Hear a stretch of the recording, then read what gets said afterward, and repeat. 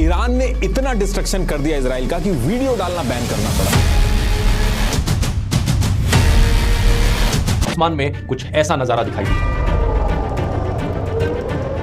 ये कोई पटाखे नहीं थे, ये मिसाइल्स थी। 180 से ज्यादा बैलिस्टिक मिसाइल्स जो इजराइल के ऊपर छोड़ी ईरान के देश ने। इन मिसाइल्स को लॉन्च करने का ऑर्डर ईरान की IRGC, Islamic revolutionary guard corps, जो कि इनकी आर्मी का एक हिस्सा है। बॉम्ब गिरने से ठीक पहले कुछ ट्रक आए, यूरेनियम उठा के गायब हो गए और सैटेलाइट से पता ही नहीं चल पाया। ये $20,000 के सस्ते ड्रोन यूएस के $300 मिलियन के रडार उड़ा रहे हैं। ये सऊदी UAE के डीसैलिनेशन प्लांट पे अगर एक भी ईरान का बॉम्ब गिरा तो पूरे देश के पीने का पानी का क्या होगा।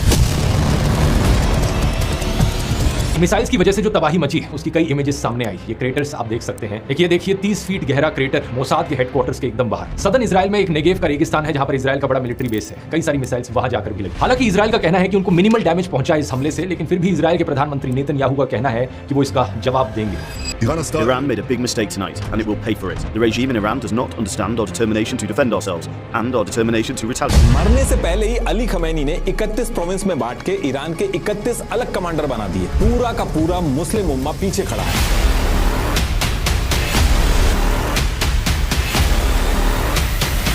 पैसे बड़े लगे हैं, अब रिटर्न भी बड़ा चाहिए। इजराइल ना सिर्फ पैलेस्टाइन पर हमला कर रहा है बल्कि लेबनान पर भी अटैक हो रहा है। हमास, हिजबुल्लाह और हुतीज जैसे कई सारे पैरामिलिट्री ग्रुप्स और आतंकवादी संगठन भी इस युद्ध में हिस्सा ले रहे हैं और अब ईरान जैसा देश भी इसमें डायरेक्टली इन्वॉल्व हो गया। खमैनी को लेटर लिख के सीधे 60 दिन का अल्टीमेटम दिया गया। गल्फ का 90% फूड इस रास्ते से इंपोर्ट हो रहा है। इसको रोक दिया तो बिना मिसाइल बिना बॉम्ब के ईरान दिक्कत खड़ी कर देगा। नक्शे पर देखोगे तो ईरान और इजराइल के देश एक्चुअली में काफी दूर हैं एक दूसरे से। इन दोनों देशों के बीच में शॉर्टेस्ट डिस्टेंस करीब 1000 किलोमीटर का है। तो अगर ड्रोन से हमला करता है ईरान इजराइल के ऊपर तो एक ड्रोन को ईरान से इजराइल तक जाने में करीब 2 घंटे का समय लगता है। यही कारण कि अगर इंटेलिजेंस सिस्टम अच्छा है तो बड़ी आसानी से प्रोटेक्ट किया जा सकता है। इजराइल के ऑन ग्राउंड डिफेंसेस की अगर बात करें तो इनका आयरन डोम सबसे जाना माना डिफेंस सिस्टम है। इसकी लिमिट है 10 किलोमीटर की हाइट और 70 किलोमीटर का डिस्टेंस। अगर इतनी दूर से रॉकेट फेंका जा रहा है तो आयरन डोम बचा लेगा। हालांकि इसका नाम जरूर डोम है, लेकिन ये कोई शील्ड नहीं है जो इजराइल के आसमान में लगी हुई है। ये एक मिसाइल सिस्टम है जो रॉकेट्स को डिटेक्ट करता है जो गिरने वाले हैं और उनके गिरने से पहले उन रॉकेट्स को अपनी मिसाइल छोड़कर फोड़ देता है। इसी चीज को इंटरसेप्शन कहा जाता है। ईयर 1974 में यूएस जो है सऊदी के पास पहुंचता है और सऊदी के पास पहुंच के इन्होंने एक अरेंजमेंट किया। इन्होंने सऊदी से कहा कि जो भी तुमसे ऑयल खरीदने आए उसको तुम सिर्फ डॉलर में बेचो, किसी और करेंसी में मत बेचो। अब यहां से दिक्कत ये है कि अगर सऊदी सारा कुछ डॉलर में बेचेगा तो बहुत सारा डॉलर आएगा, उस डॉलर का वो करेगा क्या, क्योंकि डॉलर के बदले गोल्ड तो मिल नहीं रहा है। तो यूएस ने कहा कि इसको तुम यूएस की इकोनॉमी और ट्रेजरी बॉन्ड्स वगैरह में इन्वेस्ट करो और हम तुमको सिक्योरिटी गारंटीज और प्रोटेक्शन वगैरह देंगे। अब सऊदी की जो रॉयल फैमिली है, इनकी कंट्रीज के अंदर रिलीजियस ऑपोजिशन, मिलिट्री कूप्स, इन सब का बहुत ज्यादा खतरा था और यूएस का सपोर्ट अगर इनके साथ आ जाता मतलब कि कोई भी इनको हाथ नहीं लगा सकता। यूएस अगर कह रहा है कि वो सिक्योरिटी गारंटी देगा तो इसका मतलब यूएस इनके पीछे खड़ा है, कोई इनको टच नहीं कर पाएगा। और सऊदी के लिए कोई बड़ी चीज नहीं थी कि ऑयल को सिर्फ डॉलर में ही लेना है, क्योंकि डॉलर तो ऑलरेडी ग्लोबल करेंसी चली रही थी, लोग डॉलर में ही खरीद रहे थे। तो सऊदी इस चीज के लिए मान गया और एक साल के अंदर ही ईयर 1975 तक सऊदी ने, उस समय ओपेक कंट्रीज के अंदर सऊदी की बहुत चलती थी, तो सऊदी ने बाकी ओपेक कंट्रीज को भी इस चीज के लिए मना लिया और ऑयल जो है वो डॉलर में बिकने लगा। इससे जो ऑयल के प्राइस होते हैं वो भी इनके हिसाब से सेट होने लगे। ये चीज करके यूएस ने पूरी दुनिया के अंदर डॉलर की एक परमानेंट डिमांड बना दी। इससे हुआ ये कि ऑयल की डिमांड का मतलब डॉलर की डिमांड और डॉलर की डिमांड होना मतलब डॉलर की डोमिनेंस बनी रहना, यूएस का दबदबा बना रहना। और ये जो ऑयल बेच के डॉलर आते हैं इन्हीं को पेट्रो डॉलर बोला गया।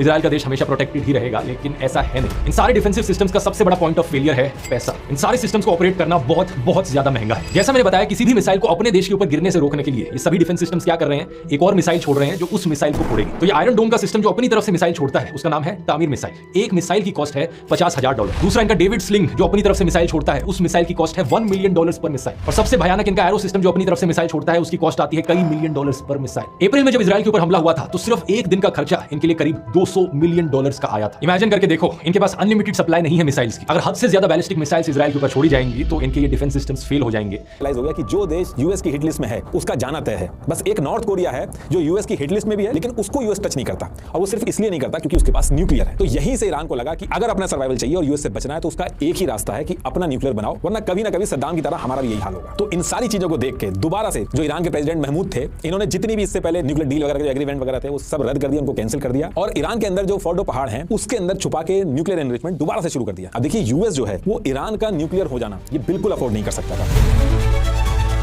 क्योंकि ईरान के पास अगर न्यूक्लियर आ गया तो यूएस का कोई भी प्रेशर या कोई भी धमकी कुछ काम नहीं करता। और जब डर ही नहीं रहेगा ईरान को तो ईरान अपना ऑयल चाहे युआन में बेचे चाहे येन में बेचे, यूएस कुछ नहीं कर पाएगा। और जब ईरान ये करेगा तो बाकी गल्फ कंट्रीज भी करने लगेंगे। और इसके साथ साथ यूएस ने सऊदी अरेबिया, गल्फ कंट्रीज को सिक्योरिटी प्रॉमिसेस कर रखे हैं। इसी वजह से गल्फ कंट्रीज ने डॉलर को तेल में बेचने के लिए एक्सेप्टेंस दी थी। तो अगर ईरान न्यूक्लियर देश बनने के बाद गल्फ कंट्रीज पे अग्रेसिव हो जाए या रिवोल्यूशन लाने की बात करे तो यूएस की सारी सिक्योरिटी गारंटीज बस पेपर पे रहेंगी, वो कुछ कर नहीं पाएगा। हमास के द्वारा जो रॉकेट्स फेंके जाते हैं इजराइल की तरफ, उनका साइज काफी छोटा होता है। वो जमीन से फेंके जाते हैं एक प्रोजेक्टाइल में, यानी अंदाजा लगाया जाता है कि वो कहां पर गिरेंगे।